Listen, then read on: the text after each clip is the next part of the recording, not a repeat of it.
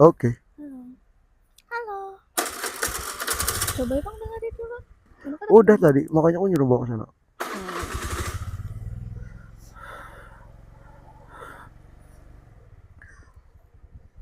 Das. Oke guys, kita jalan-jalan sore setelah hujan.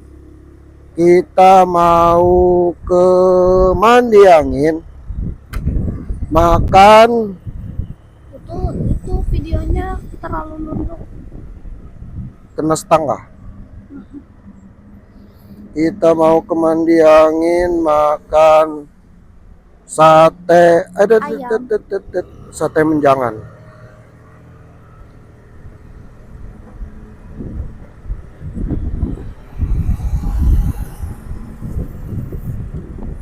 Masih kena setengah. Udah enggak. Makan sate menjangan di Mandi Angin, tapi ini sudah kesorean. Mudah-mudahan masih buka. Kalau kada buka, ya Makan durian. makan durian di jalan. Ini kan di sini kan Ya, masuk dalam ini.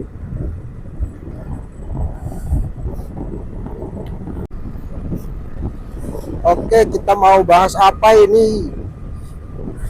Bingung ya. Tapi ada hal penting nggak penting sebenarnya yang mau kita bahas ini.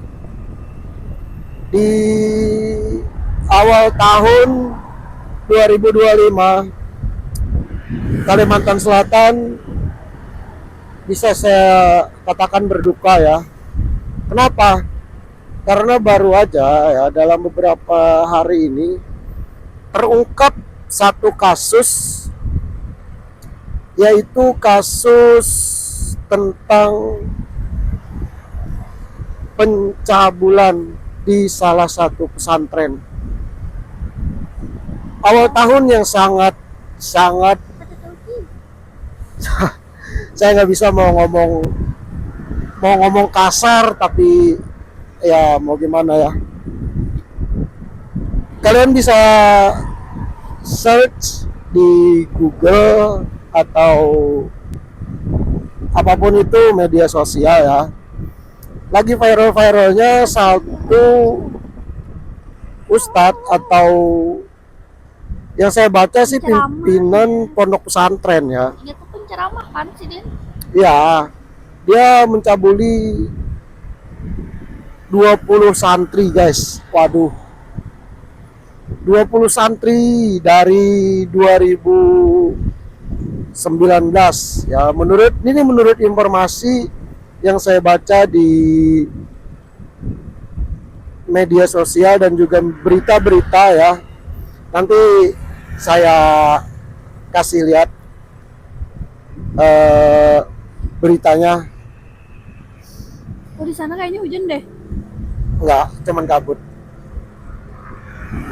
Jadi gimana ya guys, ini kejadian yang sangat-sangat tolol, membagongkan, benar. Karena ya sekarang agama ustadz menjadi kedok gitu loh. Sebenarnya ini bukan yang pertama kali, banyak, bukan hanya di Kalimantan, di luar sana juga banyak. Tapi kenapa gitu loh? Kenapa mesti yang pesantren-pesantren yang notabene itu santri itu mondok di dalam pesantren itu gitu loh. Yang tercemar itu bukan hanya tentang pesantrennya dia, tapi semua pesantren, semua guru-guru agama. Bahkan di salah satu komentar di media sosial yang saya sangat menyayangkan, ada beberapa netizen yang menggiring opini bahwa si pelaku ini muridnya dari Abah Guru Sekumpul. Terus dia menggiring opini itu, apakah Abah Guru Sekumpul juga seperti itu? Kan konyol gitu loh. Kenapa mesti melibatkan orang lain? Sedangkan masalah itu kan kerusakan dari orangnya gitu loh, bukan dari guru-gurunya. Nggak mungkin ada guru agama yang mengajarkan santrinya untuk melakukan pelecehan. Sangat penggiringan opini yang sangat-sangat halal. Tapi jujur ya, saya sangat miris dengan kejadian ini karena saya juga salah satu alumni, bukan alumni di pesantren itu ya, di pesantren lain lah yang ada di Kalimantan Selatan juga. Bahkan sampai ada orang-orang yang ketakutan buat memasukkan atau menyekolahkan anaknya di pesantren gitu loh. Ini kan sangat merugikan orang banyak, bukan hanya tentang pesantren-pesantren yang dirugikan, tapi apa mau gitu loh, orang-orang nggak ada yang mau nyekolahin anak-anaknya lagi ke pesantren.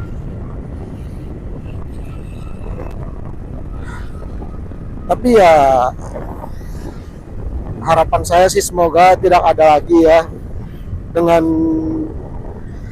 kejadian ini tidak ada lagi gitu loh, korban dan pelaku-pelaku. Dan semoga pelaku-pelaku yang seperti ini cepat ketangkap. Kita kan nggak tahu, dan semoga santri-santri itu dia berani speak up, nggak menutup-nutupi. Nah sekarang dan kasus yang saat ini lagi rame ini, kesusahan polisi itu karena beberapa korban mereka bungkam, tidak berani dalam artian nggak berani mengakui apa yang terjadi gitu loh. Padahal kan kenapa harus takut gitu loh? Kalau kalian benar ya speak up lah, biar kasus ini cepat selesai. Itu karena sudah dicuci otaknya, pasti kayak dibilang Enggak, bukan enggak, kalau sudah memang mau speak up katanya itu. kayak gitu. Kalau orang kan udah jadi korban, nggak mungkin kan si korban itu diinikan ke media sosial atau dikasih lihat, ya nggak mungkin lah, pasti Iya. ditutupi kan. Cuman kan pasti sebelum itu pasti ada dari oknum tuh yang melakukan kayak bikin nge-triggernya tuh loh. Ya kalau nge-trigger Kayaknya ya takut. sih. Dan modusnya itu sangat konyol guys. Menurut yang saya baca di berita itu ya, dia memanggil santri ke ruangan dia, entah itu kamar atau apa ya, saya kurang tahu. Tapi santri itu dipanggil, terus setelah dipanggil dia beralibi untuk minta dipijit. Nah setelah dipijit dan dia pura-pura kerasukan Hah? jin perempuan, dan akhirnya berdalihlah untuk penyucian diri si korban. Kan konyol, nggak masuk akal gitu loh maksud saya kan. Tapi ya namanya kejahatan ya, bagaimanapun tipu daya itu harus dilakukan sama mereka gitu loh.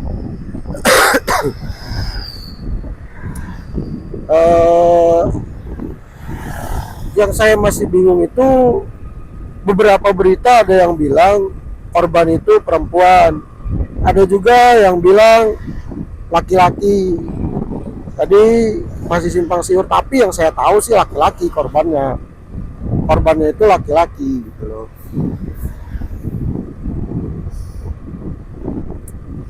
Ini sungguh sangat miris Kalimantan ya. Jujur aja dari akhir 2024 terjadinya penangkapan OTT ya, saya tidak mau sebut nama, tapi kalian yang orang Kalimantan khususnya ya, apalagi tahulah siapa yang saya maksud. Dan di awal tahun lagi-lagi kejadian yang sangat membagongkan gitu. Saya sih bingung sebenarnya ya. Tapi jujur waktu saya di salah satu pesantren, bukan saya tapi beberapa teman saya yang di pesantren itu sering cerita bahwa di pesantren itu banyak oknum-oknum yang dia itu melakukan hal-hal yang seperti kejadian ini. Tapi kalau ini kan dari guru atau ustadz itu yang melakukan ke santri. Nah, kalau kasus-kasus yang teman-teman saya pernah hadapi itu antara santri dengan santri, dan kebanyakannya itu yang tahu-tahu itu adalah para pengurus-pengurus asrama. Jadi kan di dalam pesantren itu ada pengurus asrama yang mana santri-santri juga pengurusnya. Mereka tahu dan mereka bongkar, ini tuh banyak sekali yang cerita-cerita seperti itu. Entah itu suka sama suka atau ada pemaksaan atau bagaimana, saya kurang tahu. Tapi kalau itu ada pemaksaan, kenapa kalian diam, nggak berani speak up gitu loh.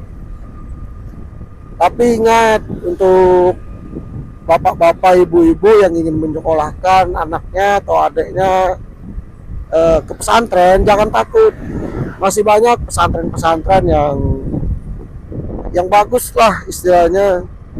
Ya kalian bisa cari tahu sendiri gitu loh, cari tahu dulu pesantrennya bagaimana, segala macamnya, bla bla bla, baru kalian masukkan. Kalau pesantren yang enggak ini ya, mendingan nggak usah deh.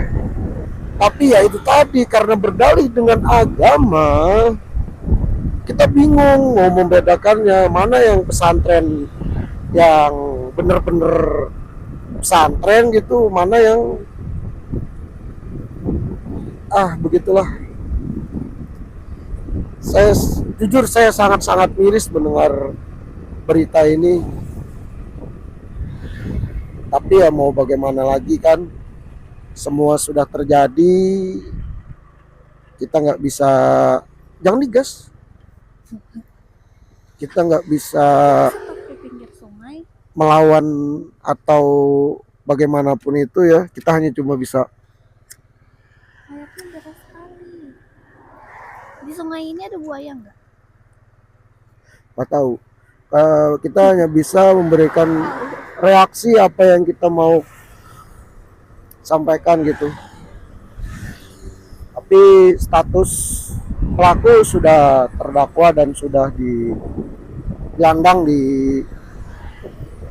kantor kepolisian. Semoga saja kasusnya cepat selesai dan semua yang bersalah mendapatkan ganjarannya yang sesuai gitu loh. Karena ini merusak mental anak-anak loh. Saya yakin orang-orang yang sudah menjadi korban itu dia nggak bakalan berani lagi. Mau dimanapun pesantrennya, mau bagaimanapun, tetap mereka akan trauma itu.